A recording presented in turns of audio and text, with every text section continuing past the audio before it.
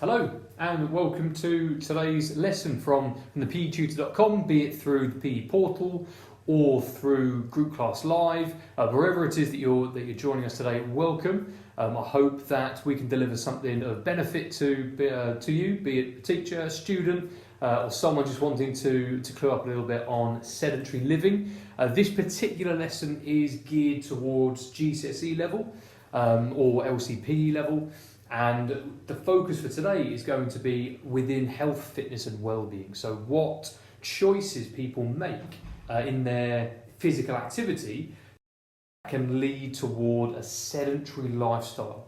And by the end of this lesson, we will have dug into the negative impacts of some of these choices. And some of us, hopefully by the end, will be able to make suggestions, to make alterations to someone's habits and lifestyle to try and move them away from sedentary choices towards more active ones. And if we can do that, we can shift our whole energy balance and hopefully lead a more healthy and sort of vibrant and a healthier lifestyle. So we're going to crack on with the first one there. And as you can see, we're going to know what the consequences of a sedentary lifestyle are. But before we get there, what I wanted to sort of clarify first was this word sedentary, because we can plot it on a scale.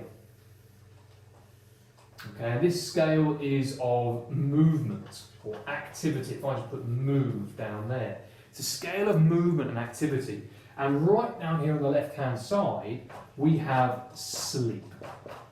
So the least we can possibly move. Okay, so every night, 8, 9, 10 hours, maybe a little bit less if we're a little bit stressed out or busy, but about 8 hours of our day is spent in this zone here, sleep, the lack of movement.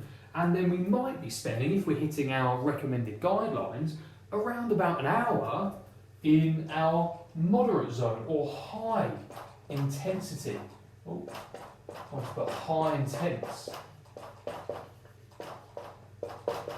So things like playing a football match, things like going to the gym, things like going out for a fairly brisk jog for 20, 30, 40 minutes at a time. High intensity movements. Now, in between this, we do have a sliding scale, but we do have, I'll go for a different colour here, we've almost got this cut-off point where we have low activity, moderate activity, and then we get up to the high intensity. But it's this zone between sleeping levels of activity and low movement activities. That's the zone that we're talking about today. That is sedentary. Okay, so this zone here, just above sleeping and just before we get into low, then moderate, and then high intensity movement. Because, well, right now, I'm definitely not asleep, but I wouldn't really call myself moving in a high intensity way. I'm probably somewhere between low and moderate. I'm standing up, I'm moving, my arms are engaged, and my core is keeping me upright. So there must be a zone between a period of sleep and nothing at all, and then the lowest forms of activity, which is what I'm currently doing now. Because all the while I'm standing and moving and talking, and hopefully, you might be sat at a desk. If it's a standing desk, fantastic. But we've got this zone, this period of grey of, well, we're not asleep, but we're moving just as much or only just a little bit more than if we were asleep. And that is our sedentary choices, our sedentary category of movement. So things like watching the TV, things like endlessly scrolling on your phone while sitting there all relaxed, things like lying down with your feet up. Okay, these sorts of movements or lack of movements would fall into this sedentary category. So hopefully what you're seeing from this is that we don't, everyone dips in and out of sedentary living. Very few people will stay completely in that zone. Now, they might not spend enough time in the other zones, low, moderate and high intensity activity, but a sedentary lifestyle is It's sort of defined as someone who stays predominantly in this zone of minimal movement or lack of movement. So there we have it. Sedentary living is defined as a lifestyle choice. Okay, lifestyle, habitual. This isn't just a one-off. This isn't just your lazy Sunday. Or you're ill and you have a day off from school or work and study and you don't do anything and you stay home and rest. That's not a lifestyle. That's a day within your life. So a lifestyle is more habitual. It's the average. It's the longer term. So it's a lifestyle choice that includes very little activity, movement or exertion. Activity, movement and exertion. 3 key parts there that you need for this definition. And it's important to make this difference, or to make this contrast between sport and movement, because you could hate sport. You could never go to training. You could never compete at the weekends or play for your school teams. That doesn't mean automatically that you're sedentary, because sport is up here in the high intensity category. So the rest of your day, or the whole of your day, could be spent in this low to moderate intensity activity, not in the sedentary. So someone who isn't sporty could still lead an active and healthy lifestyle. You could say the inverse as well. You could have people who are relatively sedentary, they're very sedentary, and then on occasion they take part in one high intensity sport. So you could have someone who does very little day to day, week to week, but then at the weekends they play a round of golf, or they go and play in a rugby match, or they go and take the dog out for a walk. Now I know walking your dog isn't high intensity, but hopefully you can see that analogy. Sport can contribute to someone's sedentary lifestyle, but it's not the main factor. It's the average amount of activity and exertion and movement that they're completing throughout their life. So it's that word there, culmination. It's the culmination of choices. It's the culmination of level of activity from when they wake up to when they go back to sleep. How much or what percentage of that day are they spending in each of these zones? And to be healthy and to avoid illness and infirmity and a couple of things that we're going to be looking at today, in order to avoid these downsides, we just don't need to spend, or we don't want to spend too much time in this sedentary zone. So there's 3 pictures there.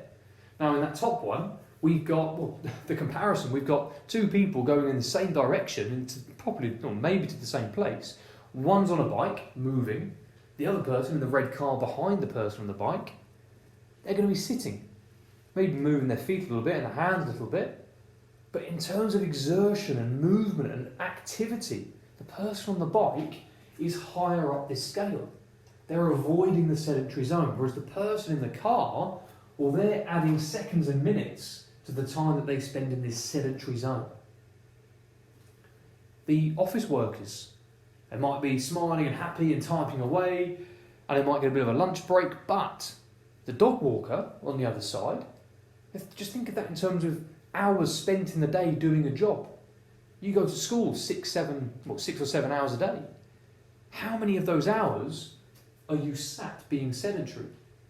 If it's quite high, which it probably is if you've got 5 or 6 or 7 periods in your day, you're sitting down for a lot of those times. So what could you do to push yourself out of this sedentary zone into low, moderate or even high intensity? Perhaps walk around at break time, perhaps participate in a sports club at lunch or after school, or maybe even before school. And we're going to look at some solutions later on. But just to sort of paint the picture really of what sedentary living is, it's habitual choices that position someone in this lower than low state of activity. So what are the causes? Why might someone actually end up being sedentary? Well, it comes down to their choices. So it could be their mode of transport. Do they jump in a bus, a car, a train or a cab? Or do they make the conscious choice to walk to their destination, or to cycle, or to scoot, which is becoming increasingly popular within the adult population, especially in built-up cities? You know, where cycling could pose a bit of a health and safety or a hazard to the person on some busy roads, people can combine public transport, bus and train, with a fold-down scooter, and they could probably get around a busy city far quicker than if they were to get a car. Or go by car, I should say, not get a car. Next one, jobs, or the main time commitment that people tend to have day to day, be it in a job or as a student yourself in school every day. Where are you spending your time? Are you sat at a desk? Are you sat behind a wheel? If you go into bus driving or taxi driving or long haul, are you working behind a till? If so, are you sat down behind the till or are you standing behind the till? I think it's apple shops. You don't find many people sat in an apple shop. Tend to be a lot more standing desks and moving around. Yes, for sort of productivity and sales and things like that, but also for that energetic appearance, that things are always on the go. People are always moving, there's things happening. Some other jobs, builder, postman, teacher. Now you might not think that some of these jobs are the most active all of the time, but more so, well, not more so, but they spend a little bit more time out of sedentary. That's the main thing, out of sedentary. At least some form of activity. And it's as if you almost got to time how long you spend out of this danger zone. The more time you spend inside that danger zone, well, the closer you are to living a sedentary lifestyle. And then hobbies or choices, how to spend time, your pastimes, TV, reading, console, PS4, Xbox, a lot of sitting, watching. I know reading is championed as being really good, but too much of it and you are just sitting down. So at what point do you trade off the cognitive stimulation from the physical stimulation? Or could you choose to take a pet out? Could you choose to pursue some sort of low intensity homebound activity like yoga, like a fitness DVD? Pottery, people create things, people can be artistic. Even doing things like that, gardening, even doing things like that, it's not a sport, it's not a designated 45-minute workout, it's just movement and exertion. And what that leads to is this expenditure of calories, which is what we'll touch on today, but we'll do in more detail when we deal with obesity and energy balance in either the next lesson or the one after. So there were some causes, these choices, these habitual choices on how movement is completed during the day. So what are the impacts? And what do these sedentary choices culminate in? We've got a couple of pictures there for some hints. We've got weight gain, big one. Energy in, energy out. All the while you're moving, standing, contracting muscles, exerting yourself. That requires calories. The energy contained within food, that's what a calorie is. It's a measure of how much energy a food contains. So the more we require to actually move, the more food we need to break down to cause that movement or to fuel that movement. If we eat and we don't move enough, therefore some of these calories go unspent, our body just doesn't get rid of them magically, they hold on to them. And we begin to accumulate old food consumption, these excess calories. Heart disease, hypertension or high blood pressure, constant high blood pressure, which those two there signified by this picture on the right hand side, which we'll come to in a moment when we explain them. But that lack of space for blood to flow around the body leads to higher pressure. diabetes, a medical condition, an error or a malfunctioning part of our body to do with our hormones and our sugar control. Yes, some people are unfortunately born with it and can develop it naturally, but sedentary living, spending too much time below low amounts of movement, too much time there can lead to this onset of diabetes. Poor sleep, low self-esteem, and lethargy, or lethargic.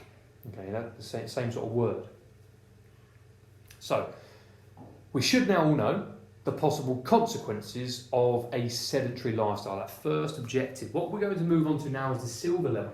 We are going to be going on to sort of explaining and expanding these consequences and their impact on overall health and fitness. So, first of all, we have weight gain, and there's that symbol I just mentioned, kcal or kilocalories. Okay, often called calories, but officially it is kilocalorie. So we've got this picture on the right hand side. This refers to what's called the energy balance. We've got this seesaw action where, if you've got a seesaw, okay, or a plank of wood and a block, you need to put the same amount of weight on either end of the seesaw to balance it out. If one end weighs more, then obviously we get this tip motion going on. Well, we can use this to describe our energy intake. If we eat a certain amount of calories, then in order to keep everything balanced and the same, we need to match the expenditure with the consumption. If we over-expend, suddenly we start to lose weight. Suddenly we start to use up the spare calories already stored in our body. If we don't expend enough and we consume too much, then our body goes into storage mode and begins to hold on to calories because there's nowhere for them to go. And that's what weight gain is. So if you eat more calories than you use, your body will store them. Simple as that. If you eat them and you don't use them, you will store them. And sedentary living does not allow for high calorie expenditure. Now, here's a key thing to remember. If you are sedentary, that does not automatically mean you are going to gain weight. Why? Well, because if you only ate one meal a day and you only ate 1,000 calories and you sat down all day and you only burnt 1,000 calories, you are still in a balance. So you wouldn't gain or lose weight. So the problem when it comes to sedentary living is that if people suddenly shift into this low movement lifestyle, but they don't drop their consumption of calories, they'll continue eating their 3 or 4 meals a day with 3 or 4 different snacks, but they're not expending them. So if we are going to go into a period of sedentary living, for example, over Christmas, typically you have a couple of days indoors with lots of eating and not a lot of movement, not a sedentary lifestyle because it's only a couple of days, but it's a sedentary atmosphere. So it's this energy balance, positive, negative, or equal. Heart disease. So heart disease refers to issues with the cardiac muscle, the space around it, or the blood vessels, or the blood, that then supply the heart as well. And I mentioned this picture earlier. What we've got here is obviously the red, which is the blood, and the yellow walls, which are fatty deposits. So these are, we were just saying, surplus calories can be stored. Well, some can be stored in the blood vessels. And if we've suddenly got this lining of fat on the inside of our blood vessels, there's less space for the blood to go. And as you can see in this picture, if this blood is flowing through the vessel, it's going to be very difficult for it to get past this fatty deposit. So if we've got, let's say, just beyond that is the cardiac muscle. So the one that's beating 60, 70, 80 times a minute when we're resting, well, not as much blood is going to be able to get to the heart's muscle. So it's not going to be able to beat as efficiently. And especially if we then go into a little bit of movement and the heart needs to respond, it doesn't have the adequate blood supply. So we've got this clogging of blood vessels. We've got this starvation of the cardiac muscle from oxygen. And we've got that word down at the bottom there, hypertension. Hyper meaning higher levels. Hypo meaning lower levels. Think hypo for low, hyper, think hyperactive. And then tension, this pressure building up inside of our vessels because there's less space for the blood to go. I've got a water bottle here, for example. Now, if that was full of water and I suddenly crushed it, that's less space for the blood inside. The pressure goes up. It's going to want to burst out from the bottle cap end. Now, if we had that in our body and we start moving and the pressure goes up because our heart's beating more and there's nowhere for the blood to go because the fatty deposits are lying in the inside, that could be when we get that rupture of a blood vessel. We get the starvation of the cardiac muscle, all of which coronary heart disease, not good. Diabetes. So this picture here is an example of a diabetes kit. Now, it might be something that you're aware of, it might be something that you've never heard of, but it's basically the body eats food, and in its simplest form, the food is basically sugar, or glucose. And in order to get glucose from our mouth to where it needs to be in our body, it jumps into the bloodstream and travels to where it needs to be and then jumps out of the bloodstream. Well, we've got something called insulin, which is a hormone that the body can naturally produce. But we need to have enough insulin, not too much, not too little, at the right time so that it's almost a carrier. It acts as think of it like a bus. Insulin is almost like the bus conductor. Or old school bus conductor, or the bus driver, the person who allows people on and off the bus. The bus itself is the blood. But if we haven't got insulin working, if it's not there, then we can't control how much glucose is going into our blood, how much is getting transported and getting off at the muscles and organs around our body. So it's so important for our body to have the right amounts of insulin. Now, some people are born with the unfortunate case of not being able to regulate their own insulin. So their organs, their pancreas, doesn't release insulin correctly. Therefore, there's issues around the body with this glucose not getting there in the right quantities at the right time. Now, sedentary living, because of this poor energy balance, because of this overconsumption and over expenditure in relation to each other, we're forcing our bodies to work in overdrive. Think of it like a car. If you rev a car, working right at the end of its limit all the time, eventually, that car engine's going to break. Just like our body, if we're constantly forcing it to work at its maximum capability, eventually it's going to tire out, it's going to fatigue, it's going to deteriorate, and it's going to stop working. Well, that's what happens with too much sedentary living. Our body becomes incapable of dealing with its own insulin and managing its own sugar levels. And then that can cause all of the issues associated with diabetes. Poor eyesight, organ failure, lack of blood flow to limbs. Not a good place to be in. Poor sleep and lethargy. So when we exercise, it releases feel-good hormones, some endorphins inside of our brain. It can force our body to release the stress hormone, cortisol. And in releasing cortisol and putting ourselves into this heightened, alert, active state, our body is trained, or is being trained, to then deal with that cortisol and bring us back down to rest. So in essence, we're training our body to go from active to rest, from on the go to stopping. Now, if we never put ourselves into a situation of being on the go in this heightened state, then our body hasn't got the capability, well, it does, but it's got a reduced capability of suppressing it back down to rest. So now, if someone is in a sedentary lifestyle or a sedentary state, they just stay at a flat line and they haven't got the capability of suppressing down into rest. So now, all the time, the body feels in the same state. So imagine trying to go to sleep without feeling tired.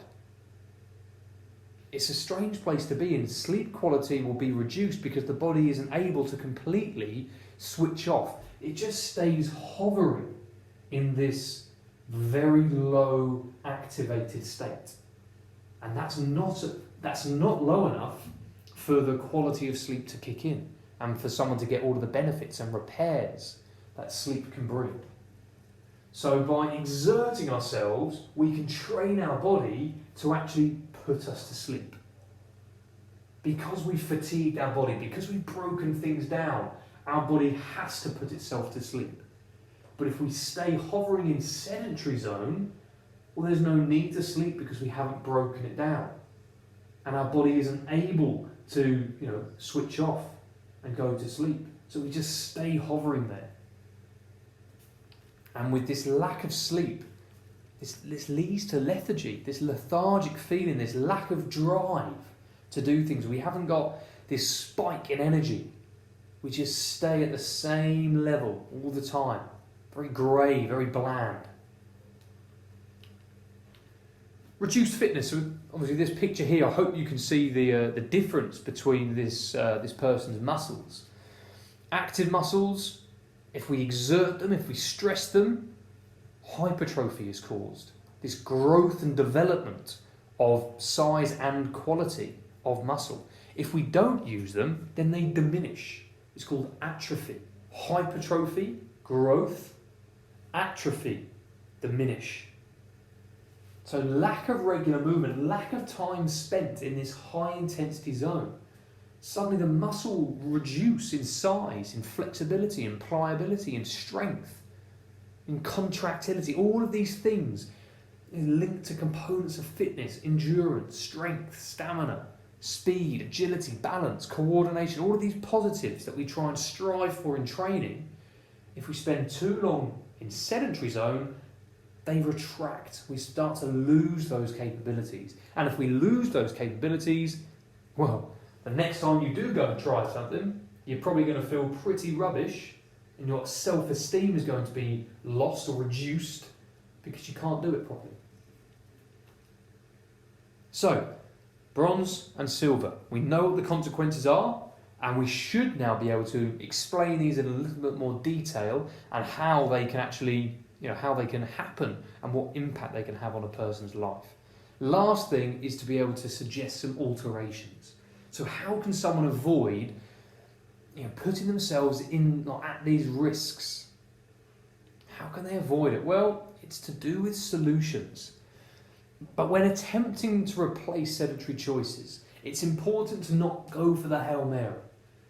Don't go for the one-hit wonder, that massive change that's going to cure everything.